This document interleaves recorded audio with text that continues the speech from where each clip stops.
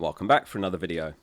We've got a wildcard team to run through here. Whether yours is active or not, I've put together what, in my eyes, is the best team for Gameweek 12 and beyond. And we'll talk about lots of players and other picks that didn't quite make the draft as well. So let's get straight into it. And in goal, this pick might be one you disagree with, it's Raya.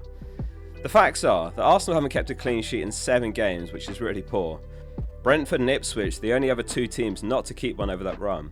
However, they have been a bit unfortunate, conceding 11 times from 7.6 expected goals. And that 7.6 XGC is second best in the league over that run, behind Liverpool. Further to that, the fixtures are finally turning. They face City, Liverpool, Newcastle, Chelsea, and they have been down to 10 men twice over that run, and once earlier in the season as well. So stats are great as a tool, but context is key as well. With that all considered, I've actually doubled up in defence. It's a back three of Gabriel, Colwill and Konate.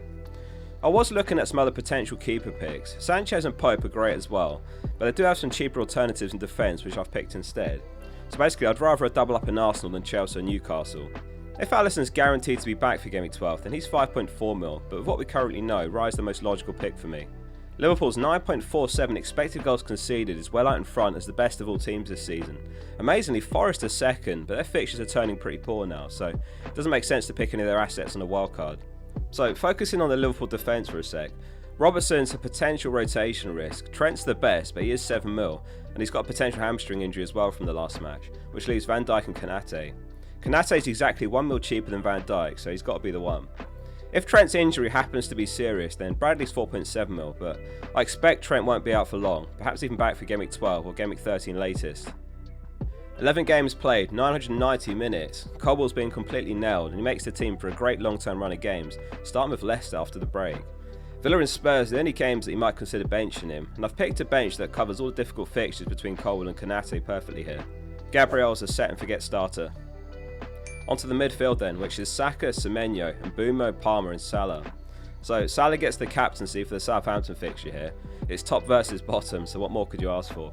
7 double-digit returns in 11 games, and in his 8 years at Liverpool, 107 points after 11 game weeks is his second best ever start to a season at this stage.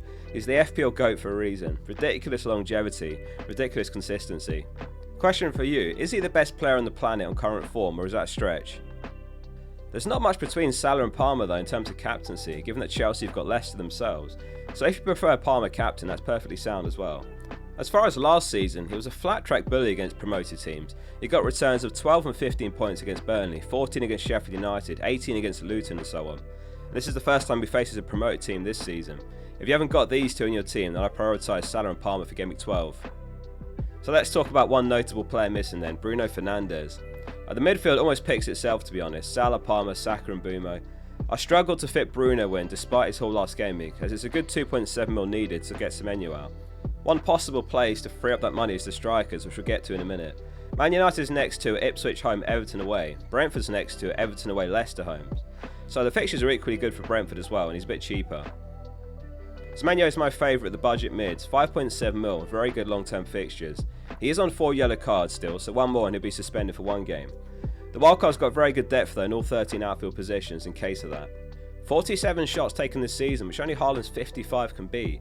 5.5 expected goal involvement's higher than the likes of Welbeck, Jimenez, Wisser and Wood. So if you caught the Chelsea vs Arsenal game, Saka came off injured around the 80th minute, and there's reports he's going to be pulling out of England duty as well. If he's still a big doubt the other side of the international break, then that's the Bruno spot. Just 1 return in his last 3, which was that goal against Liverpool in Gameweek 9. But let's not forget how good he was at the start of the season. He only blanked once between Gameweek 1 and 9, excluding Gameweek 8 of course, where he didn't play at all. Either way, if you're tight for money affording this team, then Bruno's a great alternative to Saka.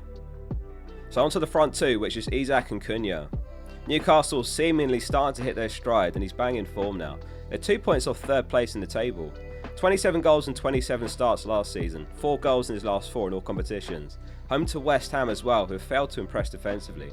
They've been given up a big chance every 32 minutes West Ham on average, which is 5th worst. He's one player that I'm gutted not to own for Gameweek 12, but it's just not possible to fit him in my team. I'm looking at Gameweek 15 instead to potentially get him in. Lastly, Cunha, he's also hitting form. 7 returns this season from 5 goals, 2 assists, including 4 returns in his last 3 games. O'Neill still thinks his best is to come. After that haul last match, he said, he's a maverick player and he needs to do better off the ball. I've seen some divided opinions on that remark from O'Neill, as he's been brilliant recently, but if O'Neill thinks his best is yet to come, then that's great for us owners. On the bench then, I've gone with Fabianski, João Pedro, Hall and Dunk. Herzler also had great things to say about João Pedro after the incredible impact he had in his return, turning their 1-0 deficit into a 2-1 win over City.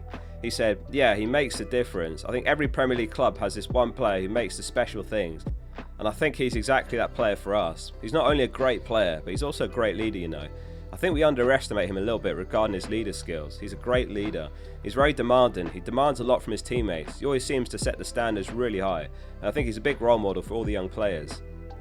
There's going to be some potential bench pain with this team though, don't get me wrong. In Gameweek 12, you start João Pedro against Southampton, so it'll have to be Semenyo that drops to the bench. It's the price you pay for good depth at times. There's 2 game weeks left this month before we head into the craziest month of the season, December.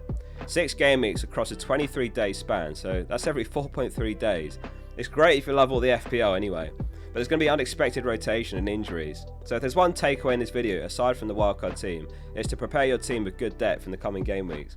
If you've got one player on your bench and a couple of duds or injured players, then you're running a very risky game. So Hall's only 4.3 mil, which has got potential to be incredible value, coinciding with an uptick in Newcastle's form lately. When Konate's got Man City in Gameweek 13, Dunk comes in for the Southampton home fixture, and if he has a setback, then just swap into Van Heck. I'm still on the fence about Kadioglu. I mean, it's great how versatile he is, but he feels far less nailed at the moment. He's even played on the wing for them, but Herzler's got lots of options there, and likewise he's got lots of options in the fullback spots where he can play. So if you can't quite afford this team, then Bruno over Saka works, or you could get Isak down to a cheaper forward like Jackson, or perhaps Welbeck. Obviously that'd be a double up in attack, which you might not be open to. Let me know what you think of the team. If you enjoyed the video, hit subscribe and drop it a like. There's more FPL content to come over the break. See you soon for the next one.